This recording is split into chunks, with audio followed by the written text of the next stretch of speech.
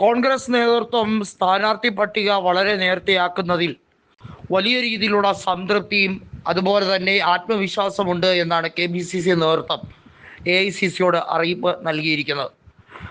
പല കോർപ്പറേഷൻ വാർഡുകളിലെയും സ്ഥാനാർത്ഥി നിർണയം പൂർത്തീകരിച്ചിരിക്കുകയാണ്. തിരുവനന്തപുരം കോർപ്പറേഷനിൽ മാത്രമല്ല, കൊച്ചിയിലും അതുപോലെ തന്നെ കൊല്ലത്തും ഒക്കെ ശക്തമായി ദ്രുതഗതിയിൽ തന്നെയാണ് സ്ഥാനാർത്ഥി നിർണയം പൂർത്തീകരിക്കപ്പെടുന്നത്. എന്നാൽ വേഗത്തിൽ സ്ഥാനാർത്ഥി നിർണയം നടത്തിയതുകൊണ്ട് കാര്യമില്ല, ജയസാധ്യത നോക്കണം എന്നുള്ളതാണ് CPIM-ഉം BJP-യും പരസ്യമായി അവരെ കളിയാക്കാൻ വേണ്ടി ആരോപിക്കുന്നത്.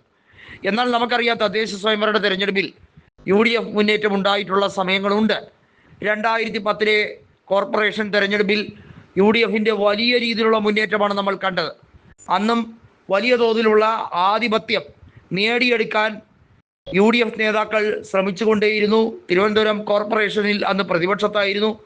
എന്നാൽ കഴിഞ്ഞ 2 തവണയായാണ് BJP 2ാം സ്ഥാനത്തേക്ക് വന്ന് UDF-ന്റെ വോട്ടുകൾ ക്രമാതീതമായി കുറഞ്ഞുകൊണ്ടിരിക്കുന്നത്. തലസ്ഥാന നഗരിയിൽ ഉൾപ്പെടെ ഉടച്ചുവാർക്കൽ നടത്തിക്കൊണ്ടിരിക്കുകയാണ്. നേതൃമാറ്റം ആവശ്യമാണ് എന്നുള്ളത് പ്രഖ്യാപിച്ചു കഴിഞ്ഞിരിക്കുന്നു. മാത്രമല്ല, UDF-ലെ സഖ്യകക്ഷികൾ കൂടുതൽ ശക്തരായി, പ്രത്യേകിച്ചും ലീഗ് മാത്രമല്ല RSPയും അതുപോലെ തന്നെ മറ്റ് സഖ്യകക്ഷികളും കൂടുതൽ ശക്തമായി പ്രവർത്തിക്കാൻ തയ്യാറായി നിൽക്കുകയാണ്. ഇതിനകത്ത് എടുത്തു പറയേണ്ടത്, ഓരോ കോർപ്പറേഷനുകളിലും അതാത് സഖ്യകക്ഷികൾ കൂടുതൽ ബലവത്താണ്. കൊല്ലത്ത് RSP ശക്തമായി തന്നെ ബലവത്തായി തന്നെ പ്രവർത്തനം നടത്തിക്കൊണ്ടിരിക്കുകയാണ്. കൊച്ചി കോർപ്പറേഷനിലാണെങ്കിൽ ലീഗിനും വലിയ രീതിയിലുള്ള കരുത്തുണ്ട്. എന്നാൽ കോഴിക്കോട് കോർപ്പറേഷനിലും അതുപോലെ തന്നെ കണ്ണൂർ കോർപ്പറേഷനിലും കോൺഗ്രസിനോടൊപ്പം തോളോട് തോൾ ചേർന്ന് നിന്ന് തന്നെയാണ് മുസ്ലിം ലീഗിൻ്റെ വലിയ രീതിയിലുള്ള മുന്നേറ്റമുള്ളത്. ഇതിൽ കണ്ണൂരിലും കൊച്ചിയിലും വിജയം സുനിശ്ചിതമാണ്. സ്വിംഗ് കോർപ്പറേഷനായി നിൽക്കുന്ന, അതായത് എങ്ങോട്ടേക്ക് വേണമെങ്കിലും അവസാന ലാപ്പിലേക്ക് ചരിയാം എന്ന് പറഞ്ഞ് നിൽക്കുന്നത് തൃശ്ശൂരും അതുപോലെ തന്നെ കോഴിക്കോട് കോർപ്പറേഷനുമാണ്.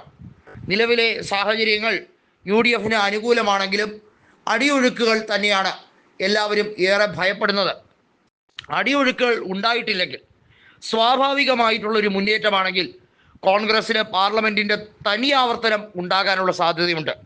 അങ്ങനെ വന്നാൽ കോർപ്പറേഷൻ പരിധികളിൽ തൃശ്ശൂരിലും തിരുവനന്തപുരത്തും ഒഴികെ മറ്റെല്ലായിടത്തും കോൺഗ്രസ്സിന് സമഗ്രാധിപത്യമായിരിക്കും.